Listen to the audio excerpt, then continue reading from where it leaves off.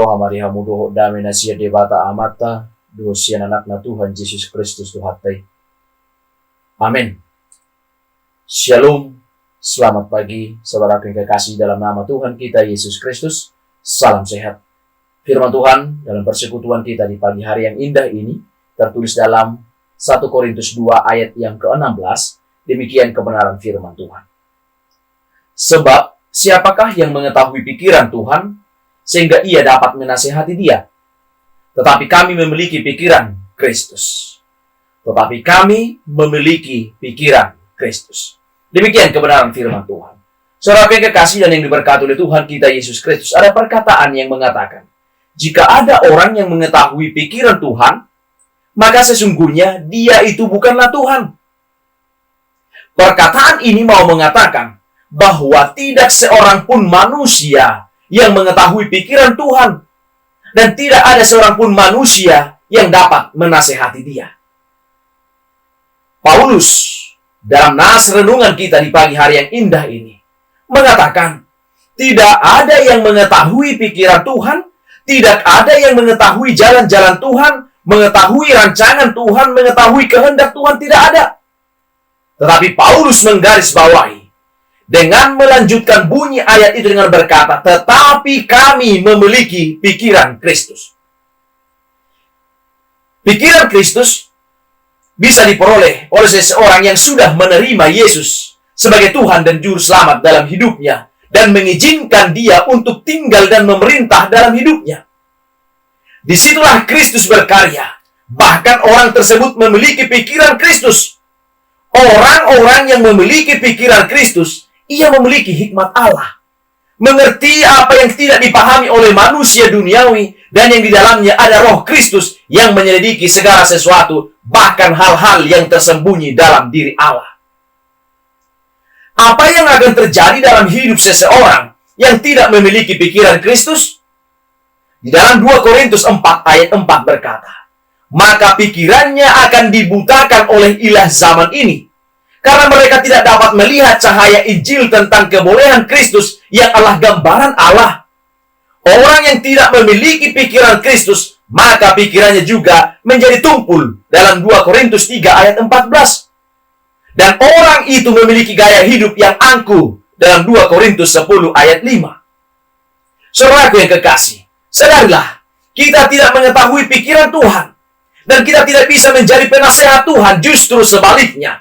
Tuhanlah yang menjadi penasehat dalam hidup kita. Dia penasehat ajaib. Bapak Ibu saudara-saudaraku yang kekasih dan yang diberkati Yesus Kristus. Apa saja yang ada dalam pikiran Kristus, setidaknya ada 3 yang bisa kita hidupi. Yang pertama dikatakan, the self's mind. Jangan kita memikirkan kepentingan diri sendiri. Dalam pikiran Kristus yang dipikirkan adalah kepentingan jiwa-jiwa dan orang lain. Jangan kita hanya mementingkan kepentingan diri sendiri.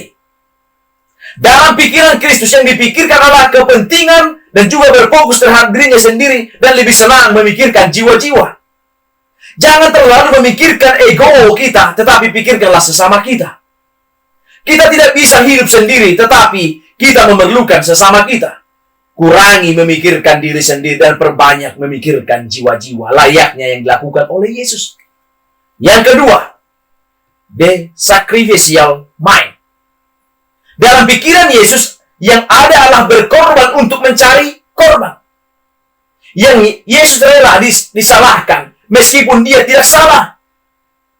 Dalam kehidupan kita, terkadang kita suka mencari kambing hitam, dan tidak mau dijadikan salah. Belajarlah dari Yesus yang suka berkorban untuk orang lain. Dan yang terakhir adalah the serving mind. Yesus datang untuk dilayani, bukan untuk melayani. Begitu juga yang diharapkan oleh Yesus dalam hidup kita. Hiduplah dengan memiliki hati dan pikiran yang mau melayani sesama. Saudara yang kekasih dalam nama Tuhan kita Yesus Kristus. Terkadang situasi dan kondisi mempengaruhi kehidupan kita, bahkan mempengaruhi isi hati, isi dan pikiran kita. Situasi yang ada di sekitar kita membawa dampak yang besar terhadap pola pikir seseorang. Dengan kata lain, apa yang kita pikirkan setiap saat dipengaruhi oleh keadaan atau situasi yang ada di sekitar kita. Pikiran kita dipenuhi oleh perkara-perkara yang ada. Kesulitan, sakit penyakit, pekerjaan, keuangan. Akibatnya, banyak orang yang hidup dalam kekhawatiran, kebimbangan, kegelisahan, ketakutan, tekanan, putus asa, kebencian, kecewa, dan lain-lain. Nah, selama hidup di dunia ini, kita tak akan lepas dari berbagai macam permasalahan. Namun, kita harus selalu waspada dan bertindak hati-hati. Sebab pikiran kita itu ibarat medan peperangan. Karena itu jangan kita beri tempat kepada iblis untuk masuk ke dalam pikiran kita. Kalau kita izinkan iblis menguasai pikiran kita, ia hanya akan menuduh, mendakwa, dan mengintimidasi kita. Sehingga kita pun hanya memikirkan yang buruk-buruk dan negatif tentang hidup kita. Jangan sampai iblis diuntungkan dalam hal ini. Jangan sampai iblis mengambil kesempatan untuk meracuni pikiran kita dengan hal-hal negatif. Oleh sebab itu, Alkitab mengingatkan agar kita memikirkan perkara-perkara yang di atas atau surgawi lebih daripada perkara-perkara yang ada di dunia ini.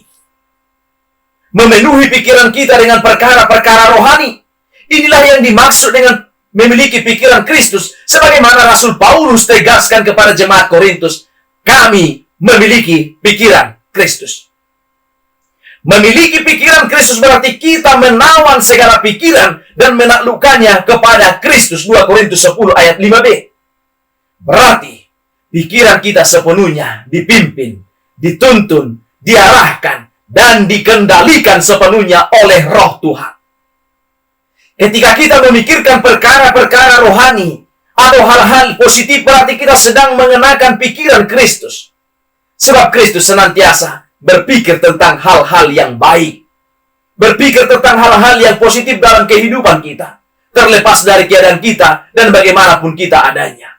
Saudara yang kekasih, Tuhan berfirman, aku ini mengetahui rancangan-rancangan yang ada padaku mengenai kamu.